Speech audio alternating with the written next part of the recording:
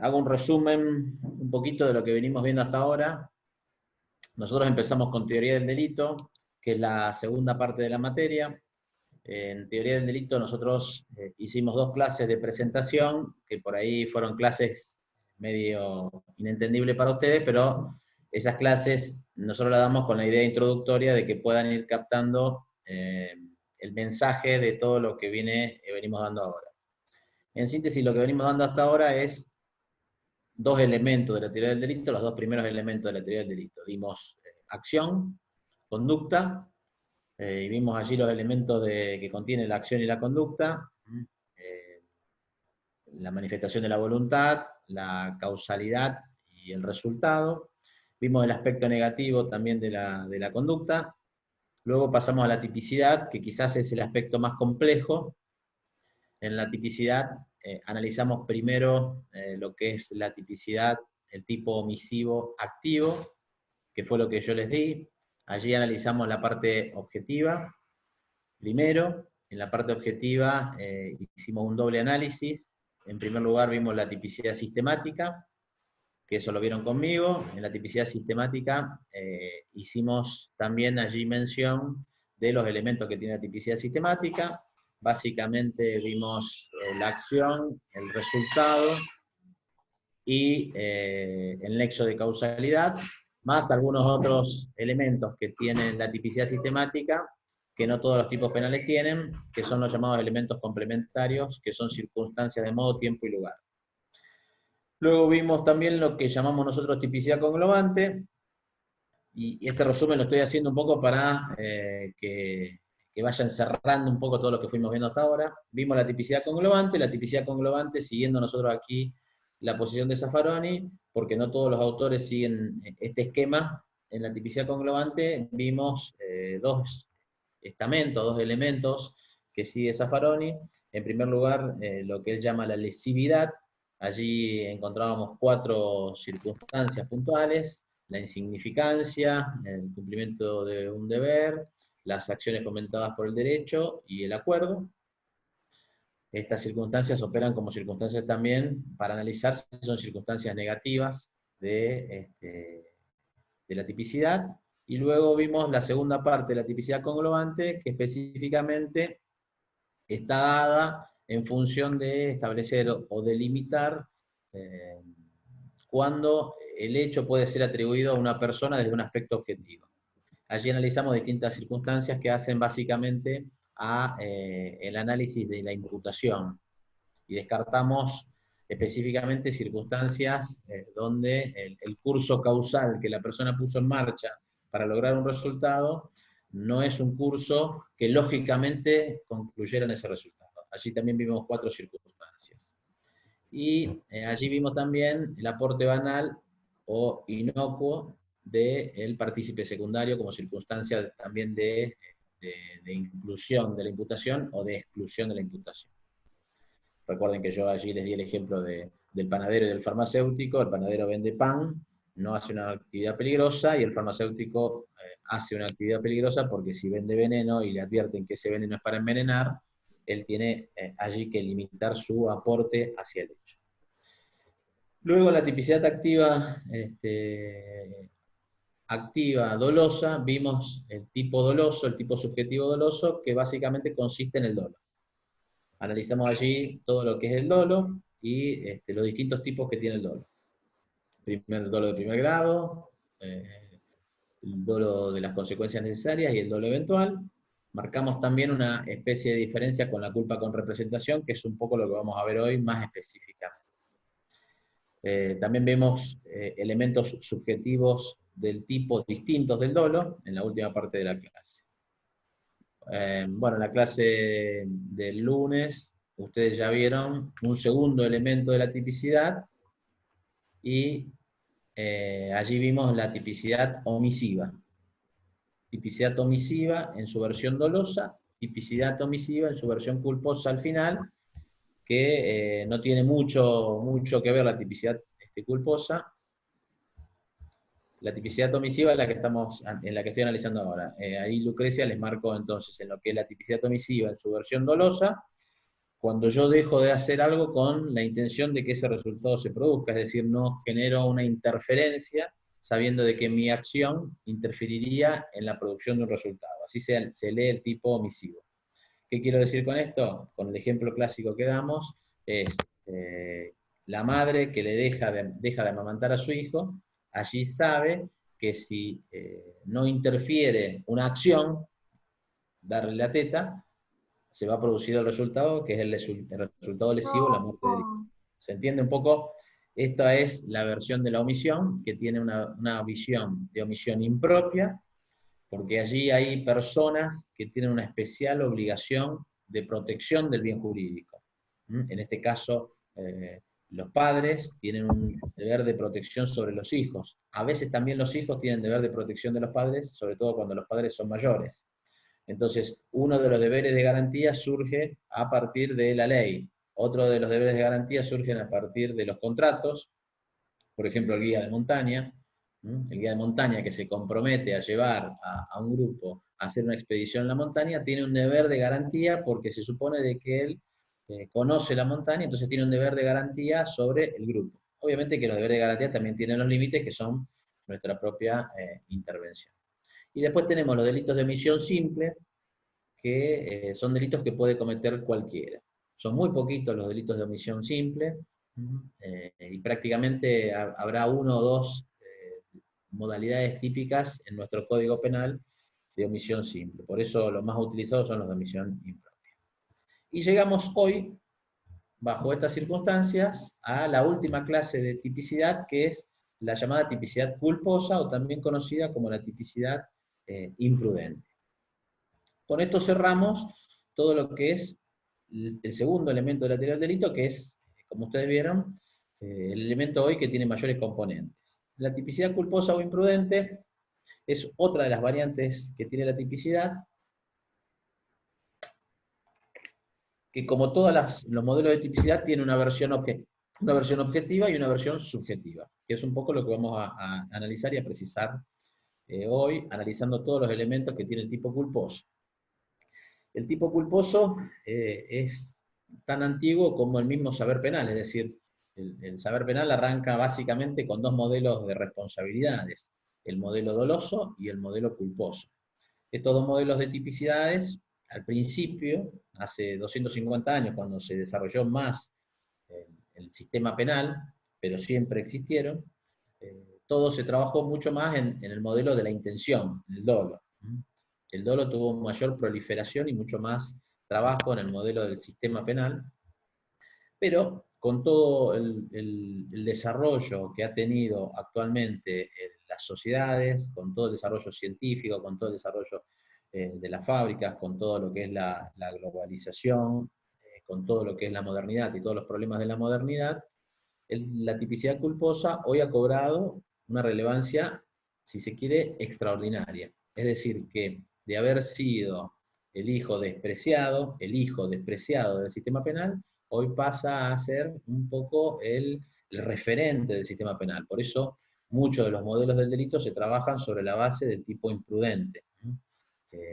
¿Por qué? Porque el tipo imprudente es un tipo que protege el modelo social, tiende a generar esto, a establecer protecciones del modelo social, a todo lo que hace a la contaminación de las aguas, a las situaciones, por ejemplo, en las epidemias que estamos viviendo.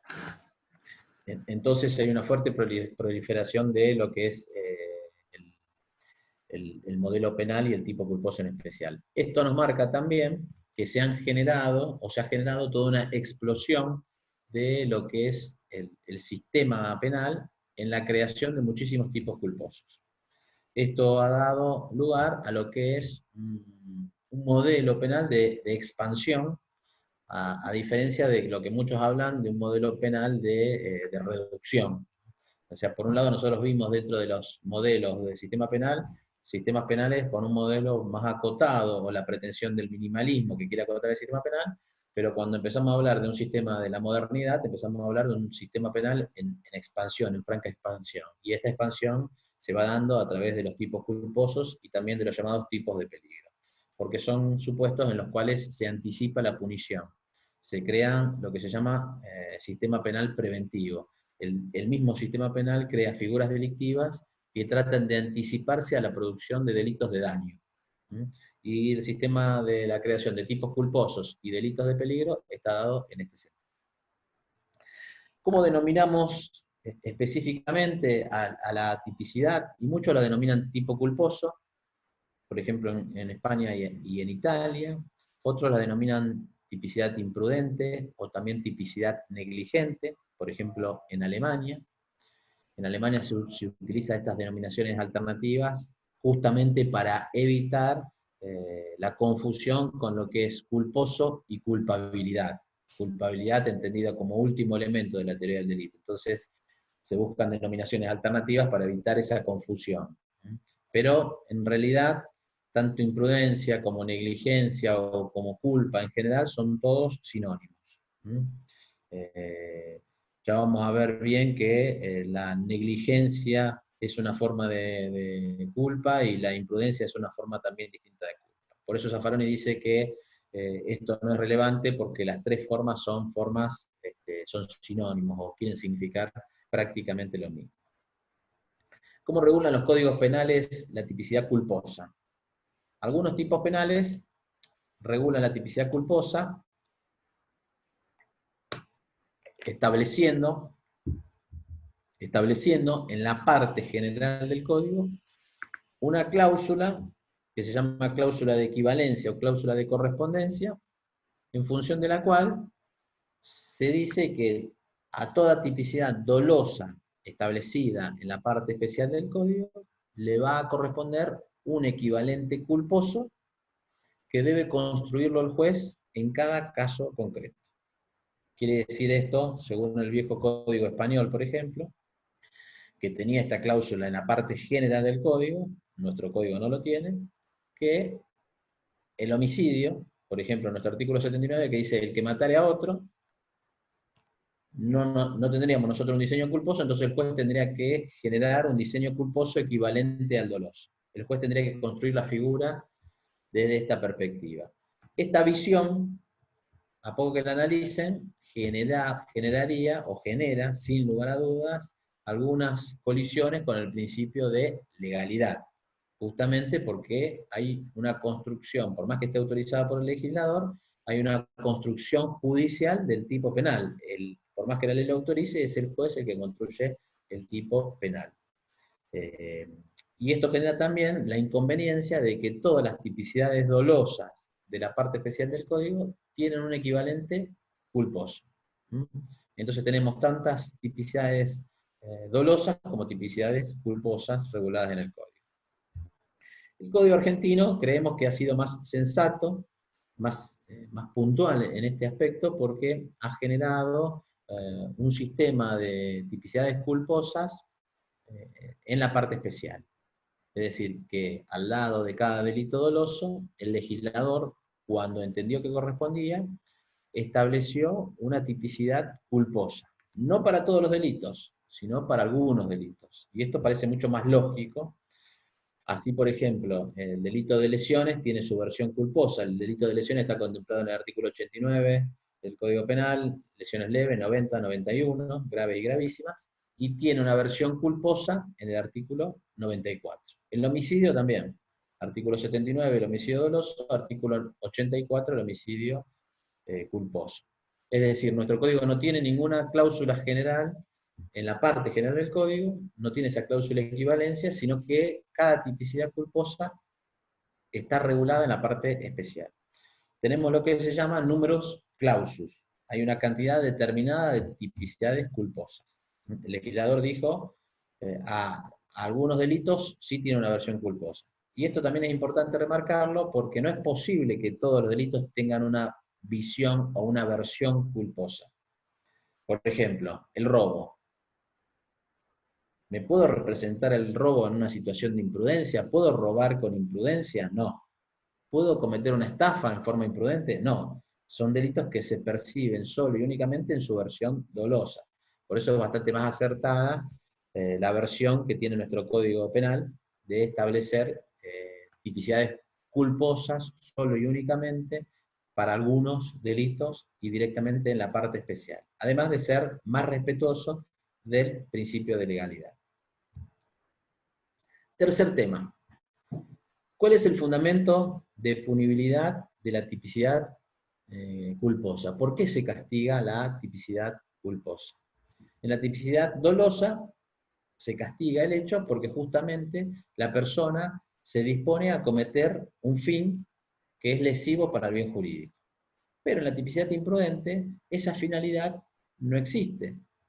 No existe una finalidad que sea lesiva contra un bien jurídico. Y justamente porque el tipo culposo tiene un diseño bastante más particular, en función del cual la punibilidad se basa en que se causa un resultado violando un deber de cuidado. No se castigan las conductas finales, el fundamento de punición no está en el castigo de la conducta final lesiva del bien jurídico, sino que el fundamento del castigo está dado justamente porque cuando la persona pone en marcha una finalidad que no le interesa al derecho, viola un deber de cuidado y causa de esa manera un resultado. ¿Qué quiere decir esto? ¿O cómo interpretamos o cómo analizamos esto? Justamente, esto lo podemos analizar manifestando o señalando que en un caso de homicidio culposo en un accidente de tránsito. El ejemplo que tradicionalmente damos, y creo que yo ya se los mencioné, la persona va desplazándose o quiere desplazarse para llegar a su domicilio en un vehículo, y lo quiere hacer prontamente, lo quiere hacer rápido. ¿Qué hace? Va a una excesiva velocidad. Entonces, su finalidad, ¿cuál es? Llegar prontamente a su domicilio. Esa finalidad no es relevada por el tipo penal. Pero cuando pone en marcha esa finalidad, en los medios seleccionados, viola un deber de cuidado, lo hace a una excesiva velocidad y esa causal es determinante de la producción de un resultado lesivo para un bien jurídico, la muerte de una persona. Por eso se castiga entonces el delito culposo. En esa violación al deber de cuidado, en ese aumento de riesgo que la persona genera y lesiona un bien jurídico. Allí está un poco la relación causal.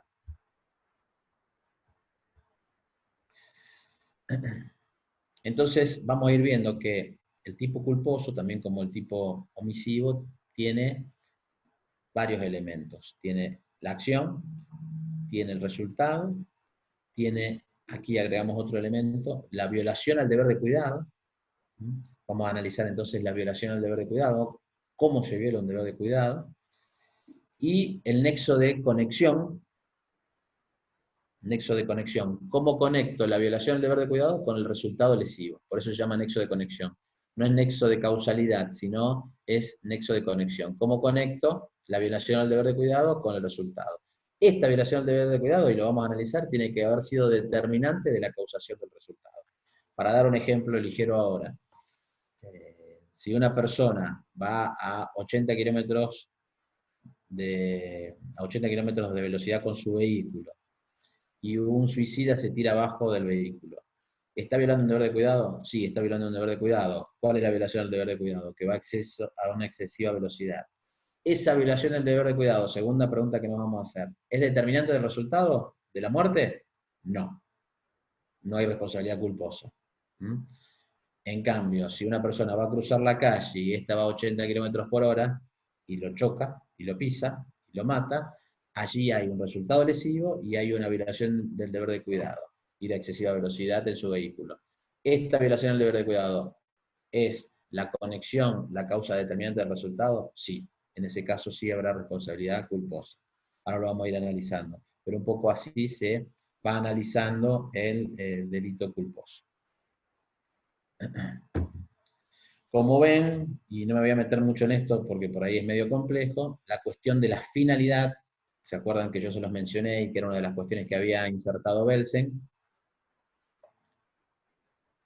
En el tipo culposo es bastante crítica, porque el tipo culposo no tiene un diseño en función de la finalidad, a diferencia del tipo doloso. Por eso se dice específicamente que el modelo de Belsen, el modelo de la acción final que diseña Belsen, es un modelo que está diseñado para el tipo o para la tipicidad dolosa. Mientras que los modelos modernos de los funcionalistas, que yo les mencioné, Roxin, está dado para el tipo culposo. Roxin basa todo el desarrollo de su tipicidad y de su análisis en la tipicidad culposa. Y el de Jacobs, el último modelo que analizamos, está dado y está basado estructuralmente en el modelo omisivo. Entonces, si uno quiere encontrar un mejor desarrollo del omisivo, va a tener que ir a Jacobs. Si quiere un mejor desarrollo del culposo, va a tener que ir a Roxin. Y si quiere un mejor desarrollo del tipo doloso, tendrá que ir a la versión tradicional de Belsen. Un poco esto para ir centrándonos. Pero la cuestión de la finalidad era una cuestión crítica. Otra cuestión que tienen los tipos culposos, además de la cuestión de la finalidad, es que son tipos penales abiertos. Y esto también hace mucho ruido, quiere decir que sean tipos penales abiertos, quiere decir que la conducta está indeterminada en forma abstracta y que el juez tiene que cerrarla en el caso concreto. El juez tiene que individualizarla en el caso concreto. ¿Por qué? Porque el legislador nos va a decir, por ejemplo, en el artículo 94 del Código Penal, o el artículo 84, el que regula el homicidio culposo o las lesiones culposas. El legislador nos va a decir, el que causara la muerte o que causara las lesiones de una persona por haber actuado en forma imprudente, en forma negligente, en forma de impericia o por la violación de los deberes a su cargo, causara la muerte de otro. El legislador no nos va a decir cuál es la violación al deber de cuidado en el caso concreto. Nos dice violaciones del deber de cuidado en forma general. ¿Qué nos describe? La imprudencia, la negligencia, la impericia y la violación de los deberes. 4 modelos distintos de violación al deber de cuidado. Pero el juez, y aquí está el por qué son modelos abiertos, en el caso concreto, tiene que decir qué violación al deber de cuidado la persona realizó. Fue un exceso de velocidad, pasó un semáforo en rojo, esa es la violación al deber de cuidado que en el caso concreto el juez debe precisar. O el instrumentista en una operación que no higienizó debidamente los instrumentos, o el anestesista que no tomó la debida precaución y dio mayor anestesia a la debida. Allí hay una violación al deber de cuidado, pero no está establecida en el tipo penal. Por eso decimos que son tipos penales abiertos. Porque el juez, en el caso concreto, cuando va a formular la imputación, va a tener que decir específicamente, yo le atribuyo a usted que causó la muerte, no por haber actuado con impericia, con negligencia, sino que le atribuyo la muerte porque usted, conduciendo a 80 km por hora por tal calle, produjo la muerte de una persona. Esto es un poco lo que significa que el tipo penal sean tipos penales abiertos. El juez tiene que establecer cuál es la norma de cuidado en el caso concreto. El concepto de culpa. Nuestro Código Penal, como ya podrán ir advirtiendo, pudieron ir advirtiendo, no establece o no da definiciones en la parte general, ni tampoco en la parte especial. Nuestro Código Penal no genera conceptos, no establece conceptos. ¿Es bueno esto? Yo pienso que es bueno que el Código Penal no establezca o no de conceptos, porque el concepto está atado un poco al pensamiento del autor. Es decir, no hay conceptos que sean objetivos o puramente objetivos, sino que están dados desde el pensamiento de un autor. Si el Código Penal tuviera muchos conceptos, estaría atado a determinada forma dogmática de pensamiento. Por eso es bueno, o por lo menos nosotros pensamos que es bueno, que nuestro Código Penal no tenga conceptos, porque el concepto ata mucho a la interpretación. Y como no tiene conceptos, no tiene un concepto específico de culpa. La parte general del código no tiene un concepto específico de culpa, no nos dice qué es la culpa. Si se acuerdan, cuando vimos tipicidad dolosa, yo les hice mención de que el Código Penal tampoco establece un concepto de dolo, sino que el dolo, yo les mencioné, se extraía, Zaffaroni lo extrae del artículo 42, que es el artículo que regula la tentativa, el que con el fin de cometer un delito determinado comienza su ejecución y no lo consuma por causas ajenas a su voluntad. Allí no hay una definición de dolo, hay una definición de lo que es la tentativa, pero Zaffaroni extrae de allí el concepto de dolo. Le dije también que la doctrina tradicional y clásica argentina lo extraía el concepto de dolo del artículo 34, inciso primero, contrario censo. marcando esto de que no hay concepto de dolo, tampoco hay concepto de culpa. Ahora bien, nuestro concepto de culpa, porque la parte general no establece o no da muchas referencias, se puede extraer de la parte especial. Fundamentalmente se puede extraer del artículo 84 del Código Penal, que regula específicamente las 4 formas tradicionales de culpa: la imprudencia, la negligencia, la impericia y la violación de los deberes a su cargo. Entonces, el Código Penal no establece un concepto de culpa, pero el concepto de culpa lo extraemos específicamente de la parte especial, fundamentalmente del artículo 84, que es el artículo que consagra el homicidio culposo o también homicidio imprudente. La negligencia, para dar un concepto, es no hacer lo que la prudencia aconseja hacer. Es negligente el que no hace lo que prudentemente debería haber hecho. Es imprudente, el concepto de imprudencia significa que es aquel que hace más de lo que la prudencia indica que debo hacer. Los dos conceptos nos marcan uno en menos y otro en más. No hago y hago de más. La imprudencia es hacer de más y la negligencia es hacer de menos. Los dos son conceptos que hacen a la definición de culpa. ¿Tienen importancia la definición de la negligencia y la imprudencia? No tiene mayor importancia, o excepcionalmente no tiene mayor importancia. Hay un solo artículo del Código Penal que regula solamente la versión negligente, el artículo 281. Sería la única importancia que tendría para nosotros distinguir entre imprudencia y negligencia, pero no tiene mayor trascendencia. La imprudencia, la negligencia, la impericia y la violación de los deberes de su cargo son un poco la definición que extraemos de nuestro Código Penal en relación a lo que es la culpa. Los autores son divergentes en esto, pero todos los conceptos pueden reconducirse a negligencia, imprudencia, impericia y violación de los deberes a su cargo. Todos estos son hasta sinónimos y no tiene, digamos, mayor importancia la denominación de una manera u otra. Mucha sonrisa ahí. Las clases de culpa. Recuerden que todavía no entramos a la división entre parte objetiva y parte subjetiva, pero mucho de lo que estoy diciendo ya va generando esas definiciones. Clases de culpa. La culpa se puede dividir en culpa consciente o culpa inconsciente. Así como teníamos clases de dolo, recuerden que vimos dolo directo, dolo de las consecuencias necesarias y dolo eventual o dolo indirecto, la culpa también tiene una clasificación: culpa consciente y culpa inconsciente. La culpa consciente, o también llamada culpa con representación, es aquella en la cual el sujeto se representa la posibilidad de causar el resultado, pero entiende que el resultado no se va a producir porque su actuación va a evitarlo. Puede ser que el sujeto no valore verdaderamente la entidad del peligro, o puede ser que el sujeto aquí esté sobrevalorando su capacidad individual. Culpa consciente, entonces yo soy consciente, yo me represento que puede producir resultados. Si voy a 100 km por hora, 80 km por hora, me represento que si cruzo una persona, puedo producir un resultado lesivo. Si paso un semáforo en rojo, me represento de que si viene otro vehículo puedo colisionar y puedo morir o puedo dar muerte a otro. Esas son culpas conscientes.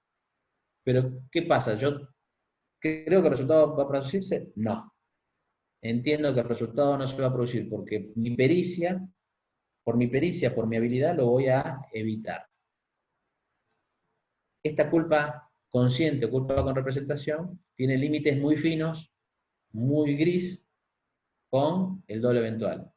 ¿Por qué? Porque el dolo eventual significa que el sujeto se representa la posibilidad o la probabilidad incluso del resultado, sin embargo, no le importa y actúa igual.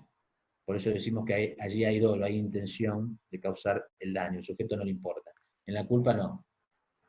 En la culpa el sujeto sí le importa causar el resultado y procura y piensa que no lo va a causar.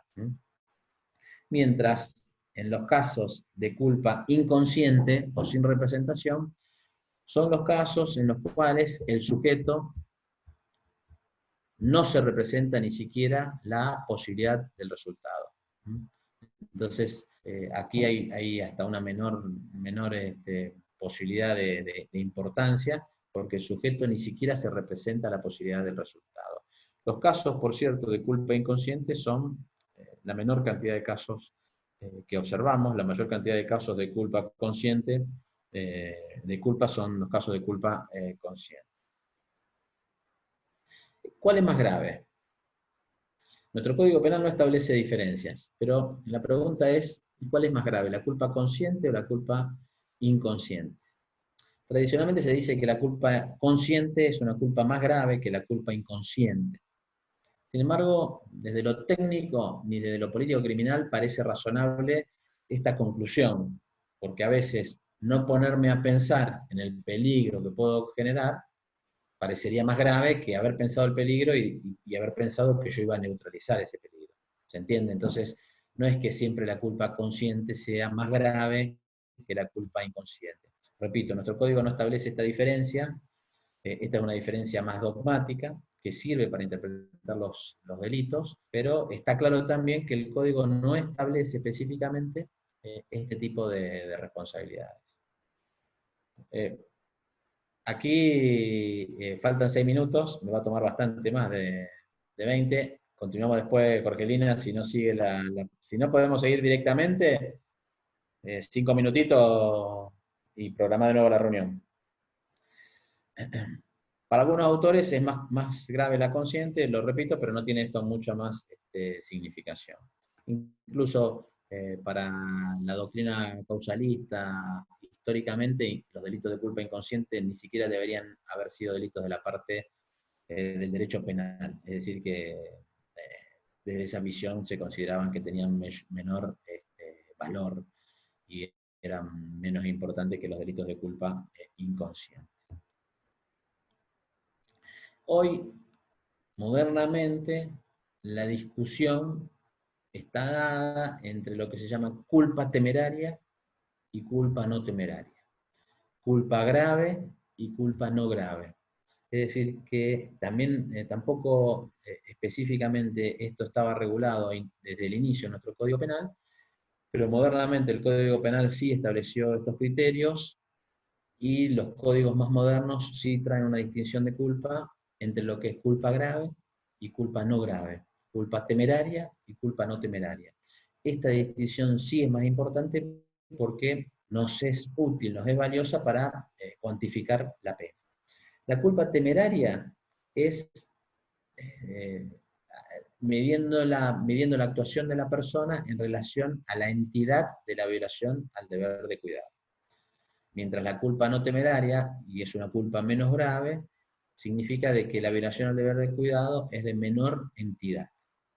¿Qué quiere decir esto? Para traducirlo en ejemplos, ir a 70, velocidad máxima permitida 60. Si voy a 70, si voy a 80, si voy a 90, si voy a 100, si voy a 110. ¿Cuál será la culpa temeraria? Cuando hay mayor violación al deber de cuidado. Cuando voy a mayor velocidad en este caso. Paso el semáforo en amarillo o paso el semáforo cuando ya sé que está en rojo. Allí hay mayor o menor temeridad. En el semáforo en rojo ya sé que mi culpa es grave porque la producción del resultado es más posible y puedo causar más daño. Significa esta medición entre culpa temeraria y culpa no temeraria, significa específicamente que la gravedad no está medida en función de las lesiones a los bienes jurídicos. No va a importar aquí si maté una persona, si maté 3 personas. Es lo mismo, sino que lo importante es la violación al deber de cuidado. Mientras que para el delito doloso no va a ser determinante la cantidad de personas que maté.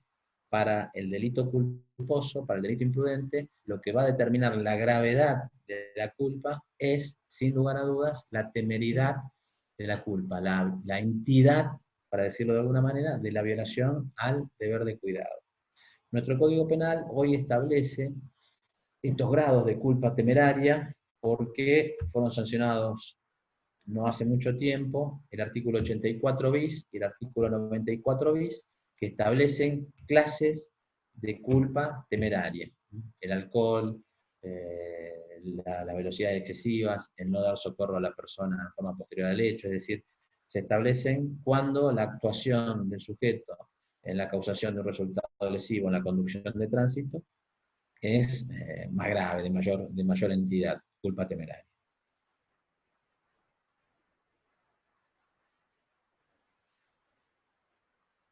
Bueno, y así entramos a la tipicidad objetiva sistemática.